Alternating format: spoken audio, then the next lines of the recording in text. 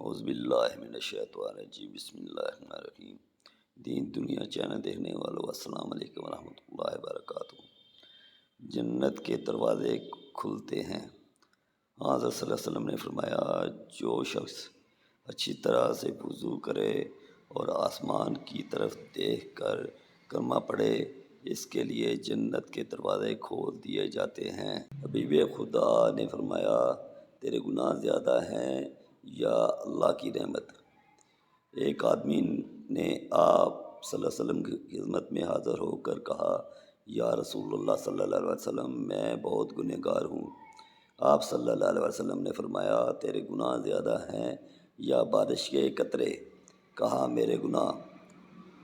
آپ صلی اللہ علیہ وسلم نے فرمایا، تیرے گناہ زیادہ ہیں یا اللہ کی رحمت؟ آپ صلی اللہ علیہ وسلم نے فرمایا، پڑھ لا الہ الا اللہ محمد رسول اللہ۔ جو یہ کلمہ پڑھتا ہے، اس کے تمام گناہ معاف کر دیے جاتے ہیں اور وہ بخشا جاتا ہے۔ ہر چیز کی ایک کنجی ہوتی ہے اور جنت کی کنجی کلمہ پڑھنا ہے۔ کلمہ پڑھنے سے جنتی بن جاتا ہے۔ آپ صلی اللہ علیہ وسلم کا ارشاد ہے، جو شخص بے وضو کثرت سے کلمہ پڑھتا ہے تو اللہ تعالیٰ اس کے لیے جہنم کی آگ حرام کر دیتے ہیں۔ جزاک اللہ۔